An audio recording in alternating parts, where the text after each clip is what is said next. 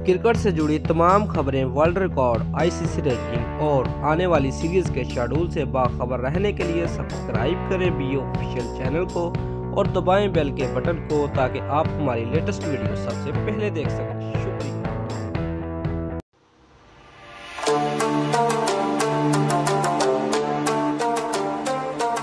Viewers, world cup के लिए Pakistani team का ट्रेनिंग कैंप 15 अप्रैल से लगाने का फैसला कर लिया गया।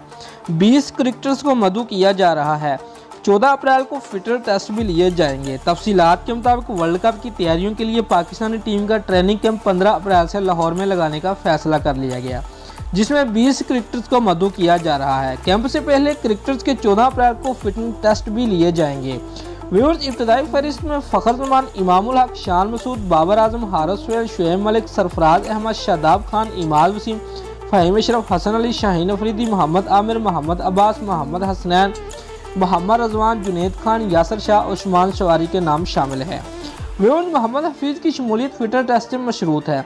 ज़रा के मुताबिक सिलेक्शन कमेटी 2 से 3 मजीद खिलाड़ियों को भी इस फहरिस्त में शामिल करना चाहती है ताकि उनकी फिटनेस टेस्ट को भी परखा जा सके। पाकिस्तान कैंप में परफॉर्मेंस देने वाले भी नजर में होंगे। वर्ल्ड कप के लिए 15 रुकनी टीम के साथ 5 रिजर्व खिलाड़ियों का भी ऐलान किया जाएगा। व्यूअर्स, आईसीसी रूल्स के मुताबिक किसी इंजरी की सूरत में टीमें 21 मई तक अपने स्क्वाड में तब्दीली कर सकती हैं। उसके बाद किसी खिलाड़ियों के मुतबादल के लिए टेक्निकल कमेटी की इजाज़त दरकार होगी।